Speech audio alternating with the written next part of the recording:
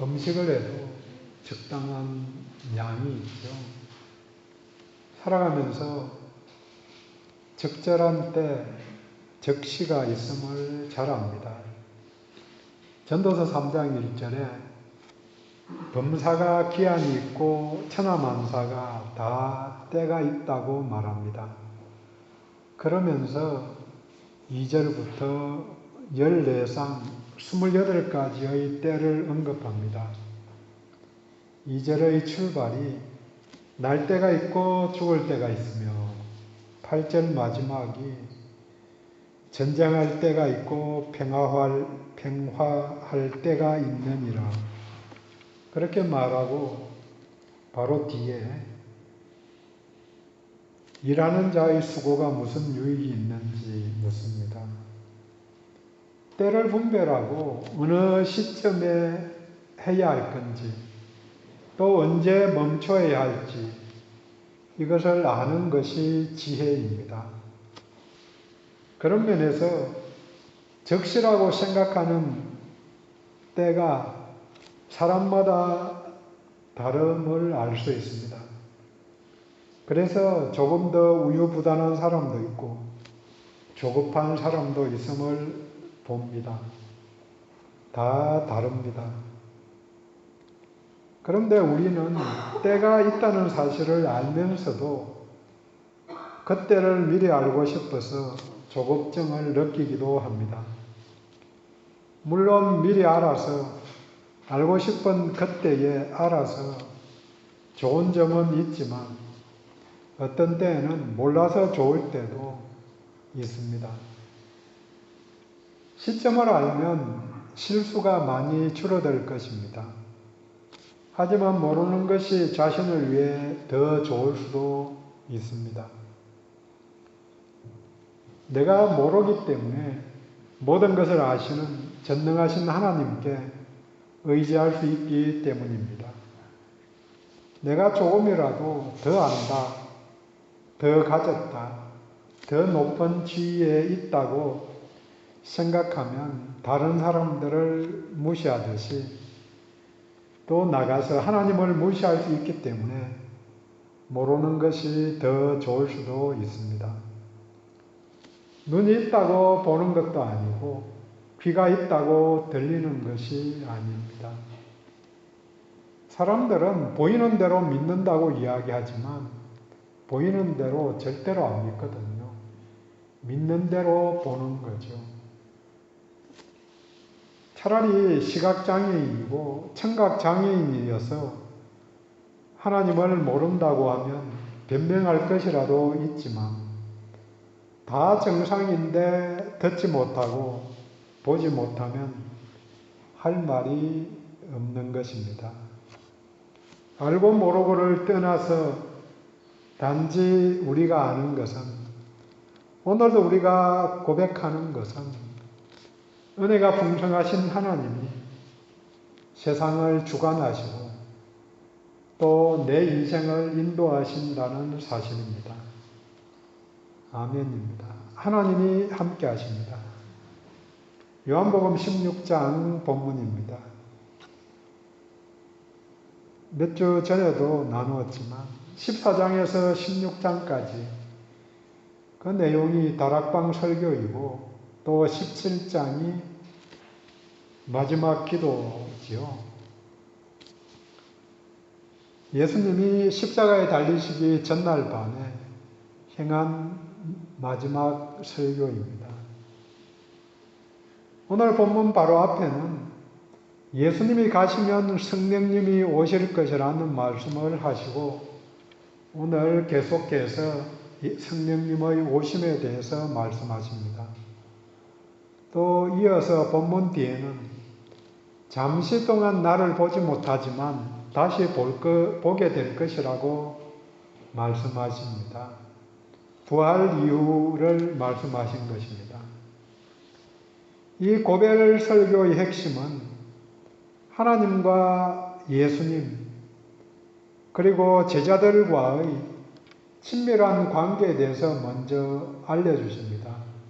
나는 포도나무요 너희는 가지니 이렇게 말씀하시면서 너희들과 나는 떨어져 있는 게 아니다. 붙어 있는 거다. 하나님과 예수님도 마찬가지고 예수님과 우리도 마찬가지라고 그렇게 제자들에게 알려주신 것입니다. 그렇게 친밀한 관계를 먼저 알려주시고 나서 내가 떠나는 것이 더 유익이다. 내가 가면 성령님이 오신다. 이걸 알려주신 거죠. 관계가 열쇠입니다. 모든 문제를 해결하는 키가 관계입니다. 사람들 속에 하나님을 안 믿어도 사람들과 잘 지내면은 많은 문제들이 해결되죠. 그래서 어려움을 당하면 도와주는 사람들이 생기는 거죠. 거기다가 하나님까지 믿는 우리 입장에서는 하나님과의 관계, 그 다음 다른 성도들과의 관계, 믿지 않는 사람들과의 관계가 인생을 살아가는데 중요한 열쇠입니다. 7절에서 예수님이 떠나가시는 것이 제자들에게 더 유익이라고. 그것은 보혜사 성령님이 오시기 때문입니다. 우리들은 오순절 성령 강림 이후의 시대를 살고 있습니다. 그래서 성경에 성령님이 오실 것이다. 그렇게 약속된 것은 지금은 모두 오셨다, 이루어졌다 이렇게 고백하는 것만 차이가 있습니다. 본문도 마찬가지입니다. 12절은 본문의 서론입니다. 아직도 제자들에게 알려줄 것이 많지만 지금은 제자들이 감당하지 못하기에 알려주지 않으신다는 말씀입니다. 그러시면서 성령님이 오심에 대해 다시 말씀하십니다.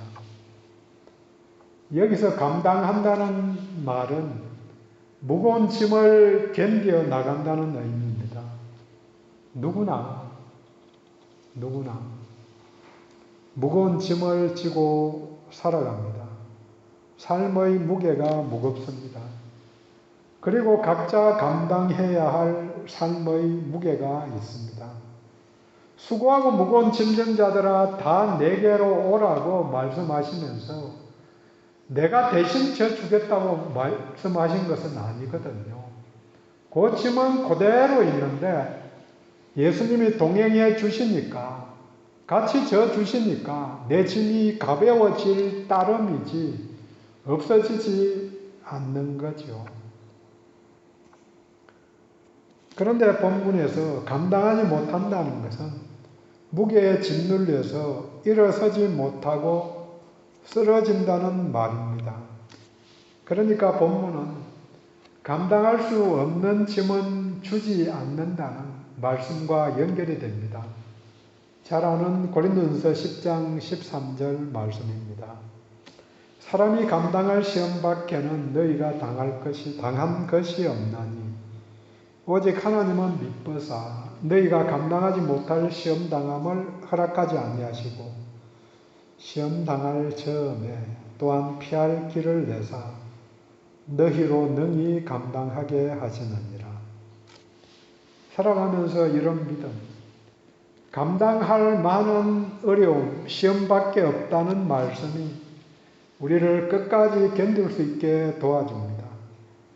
그 상황이 오늘 본문과 같이 아직은 감당할 수 없기 때문에 알려주시지 않은 것이고 감당할 능력이 생기면 알게 되고 감당할 수 있게 될 것이고 실제로 성령 강림 후에는 감당하게 된 것입니다. 성령님께 위탁하여서 그 상황에서 위로해 주시고 감당할 능력을 허락해 주시게 도우십니다. 그래서 히브리서 11장 38절에 믿음의 사람을 세상이 감당하지 못할 사람, 믿음의 사람은 히브리서 11장이 믿음장이죠. 믿음에 대해서 이야기하다가 믿음으로 복받은 이야기, 믿음으로 어려움을 감당한 이야기, 결론은 믿음의 사람을 세상이 감당하지 못한다. 성령님이 함께 하시기 때문에 당연합니다. 오늘은 본문을 통해서 성령님이 어떤 분이신지 함께 나누도록 하겠습니다. 물론 그 실체가 우리에게 어떤 역할을 하시는지 하는 사항과도 연결됩니다. 첫 번째로 본문은 성령님은 우리들을 진리로 인도하시는 분입니다. 본문은 성령을 진리의 성령이라고 부릅니다. 진리의 성령이 오시면 그가 너희를 모든 진리 가운데로 인도하시리니, 진리가 실체를 드러내기에, 나타내기에 아주 중요합니다. 사기꾼들에게 왜 사기를 당하는가? 한편으로는 우리 측에서 욕심 때문에, 물론 완전히 믿기 때문에 그런 부분도 있지만, 중요한 것은 진리를 몰라서 그 실체를 모르기 때문에 생기는 일이죠. 그 뒤에 숨겨져 있는 것을 안다면은, 물론 알면서도 할 수밖에 없는 여건도 있고 뭐 그렇게 가기도 하죠. 그렇지만 많은 경우 실체를 모르기 때문에 그렇게 되는 일들이 많은 거죠. 진리는 실체를 드러내는 것입니다. 진리의 사람이 되기를 원합니다. 이 고별 설교 내에서 성령님을 보혜사라고 4번 부르고 진리의 영, 진리의 성령이라고 3번 부릅니다. 보혜사는 헬라어 성경을 중국어 성경으로 번역하면서 한자말로, 중국어로는 제가 읽으려니까 발음 기호가 잘 안 맞아서 대충은 바오후이시 뭐 이런 발음이라고 그런 것 같은데요. 의미를 생각해서 보호한다는 보자, 은혜 주신다는 은자, 그 다음 사자는 서성되신다는 서성사자를 써서 보혜사로 번역을 하는데, 다른 데에서는 중보자, 위로자, 변호자, 변호사 이렇게 직접 번역하기도 합니다. 진리라는 단어가, 그러니까 나라마다 진리라는, 우리는 한자말로 참된 이치, 이게 진리인 거죠. 그러니까 이치를 따지는데 원래 이 의미가 뭔지를 조금 더 생각해 볼 필요가 있는 거죠. 그래서 히브리어로는 진리를 에메트라고 그러는데 성질성, 일관성을 내포하고 있는 단어입니다. 견고하고 변하지 않는 실체, 절대 불변하는 것이 진리입니다. 우리도 참된 이치 속에 불변하는 걸 진리라고 그렇게 생각하는데, 그런 점에서 진리에 대한 기준이 다른 거죠. 이 점에서는 그 의미대로 하나님만이 진리이시다, 절대적으로 불변하는 것입니다. 바위가 오래 간다고 이야기하지만 바위 모양 그대로 있는 게 아니고 점점 닳아서 없어지는 거죠.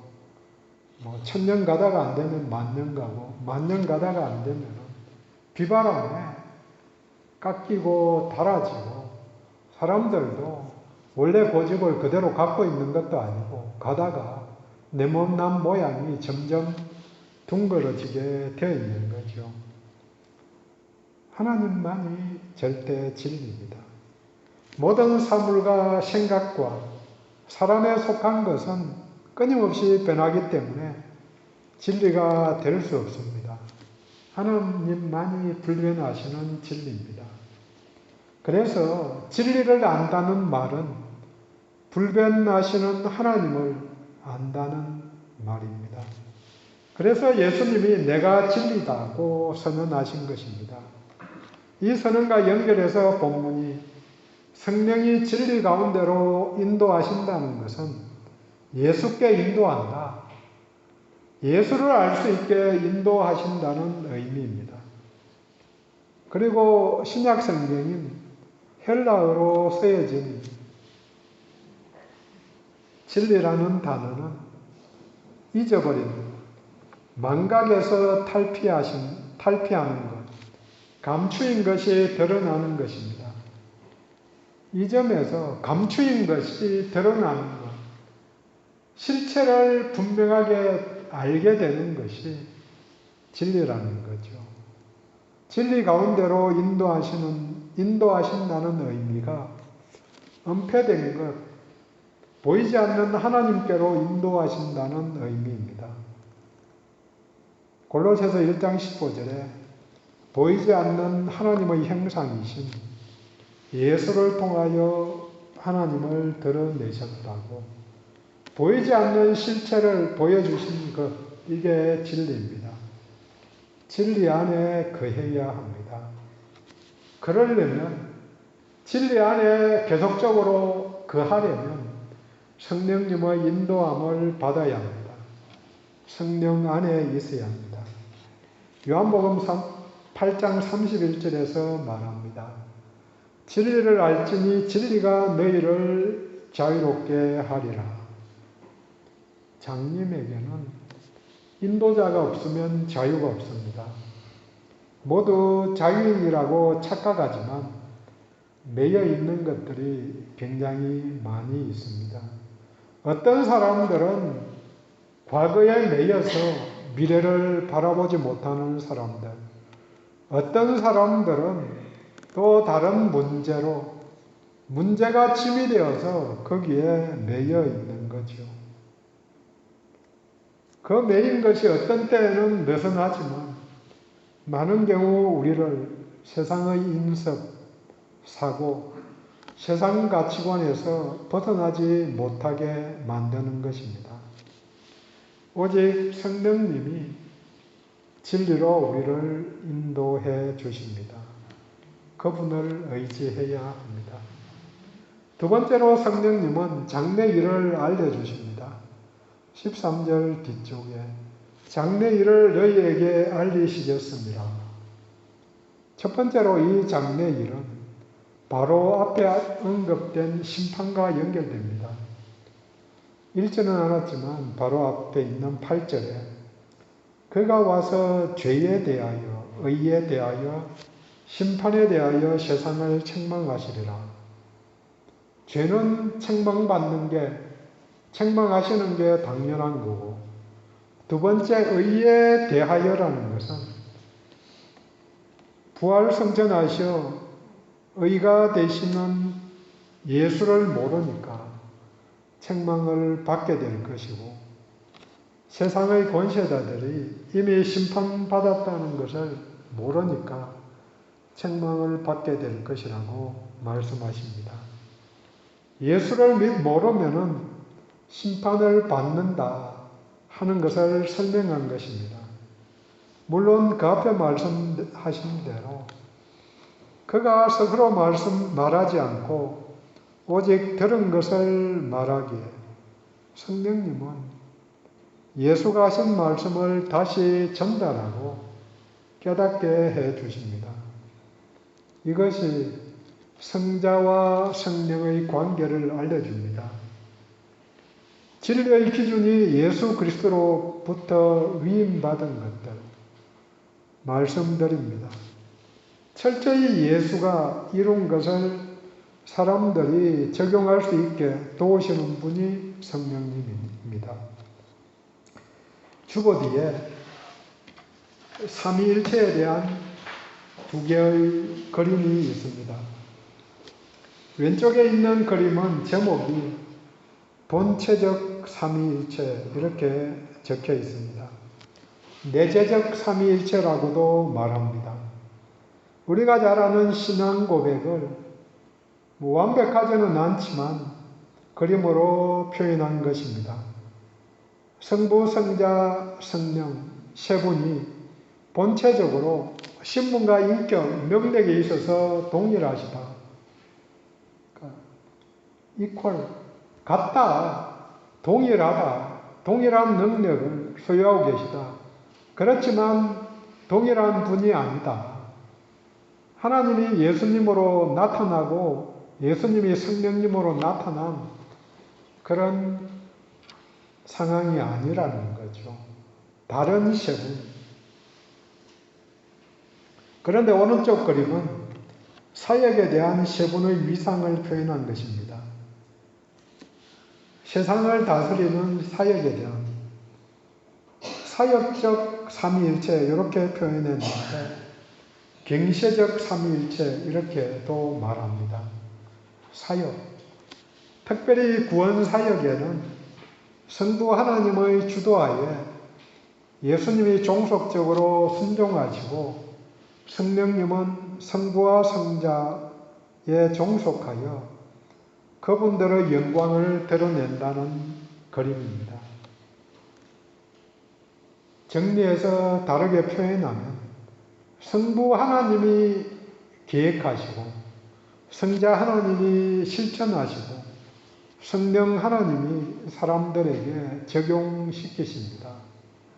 사역적인 면에서만 보면은 아래 위가 있죠. 계획하는 사람이 더 높은 것 같고 죽도록 실천하는 사람이 좀 낮은 것 같고 그분을 드러내는 게 더 낮은 것 같고 그렇지만 역할이 다르다는 거죠. 그래서 본체적으로는 왼쪽 그림과 같이 동일하신 분인데 스스로를 낮추어서 그렇게 누가 할까 이렇게 의논할 때에 내가 하겠습니다. 내가 어려운 거 감당해 보겠습니다. 이렇게 의논하고 정리했다는 거죠. 결국은 성령님이 알려주시는 장래일은 예수 그리스도가 가신 길, 구원과 영생의 길을 알려주신다는 것입니다. 성령님이 함께 하시는 이 시대에 우리는 성령님과 동행해야 합니다. 동행은 세밀하게 물어본다는 의미입니다. 그리고 그 길에 순종하는 것입니다. 이 장래일은 두 번째로 언제 무엇을 해야 하는지 그 시점을 알려주신다는 말씀입니다. 잠잠할 때인지 말해야 할 때인지 가야 할 때인지 서야 할 때인지 오늘도 성령님이 조용히 알려주십니다. 자료를 때에 대해서 보다 보니까 때가 있다 하는 정확한 제목은 아닌데 그런 그림책이 있었습니다. 그래서 전도서 3장 1절에서 8절까지 그 다음 1장 4절 이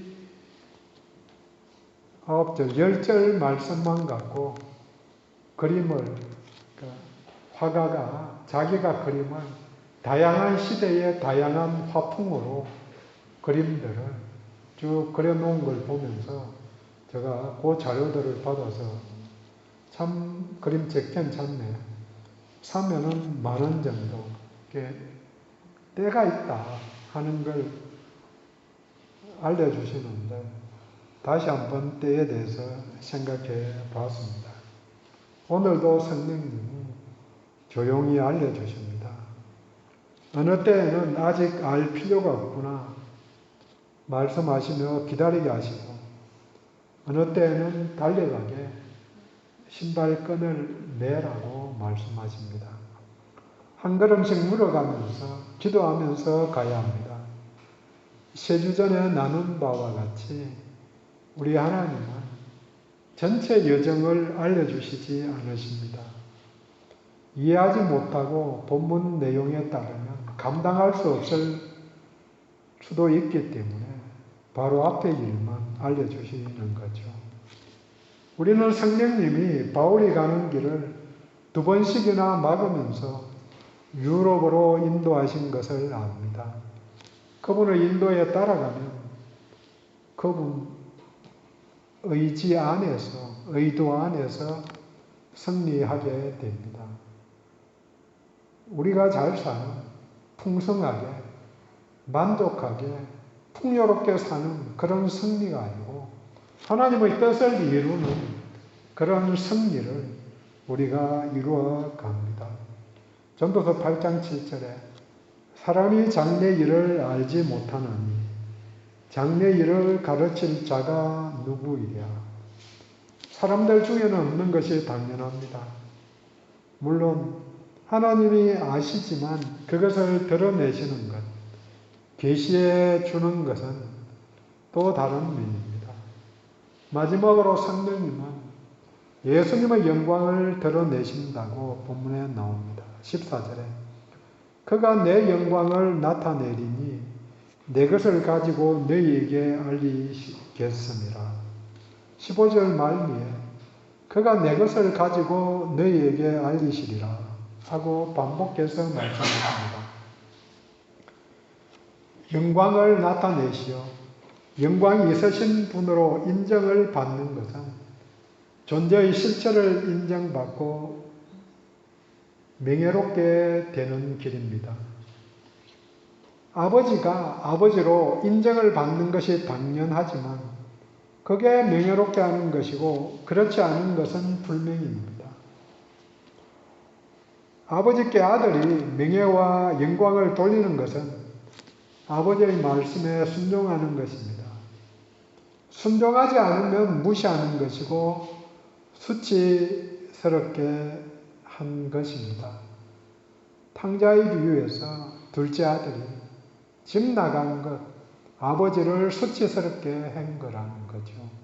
그래서 동네에서 얼굴을 들고 다니지 못하게 만들었다. 예수를 주님으로 고백하는 것이 순종으로 나타내지 않으면 불명예이고 세상의 수치와 조롱을 받는 것입니다. 이 점에서 예수를 믿는다는 교회가 성도들이 어떤 평가를 받는가? 순종하고 있다고 들려지는지가 중요합니다. 지금 교회 현 상황에서 여러 교회들을 저도 비평하고 싶지는 않습니다. 더 많은 교회, 더 많은 성도들이 주님께 헌신하면서 순종하면서 살아가고 있기 때문입니다. 본문에서 예수님은 자신의 본래적 영광을 말씀하시지 않고 아버지를 말합니다. 15절에 무릇 아버지께 있는 것은 다 내 것이라.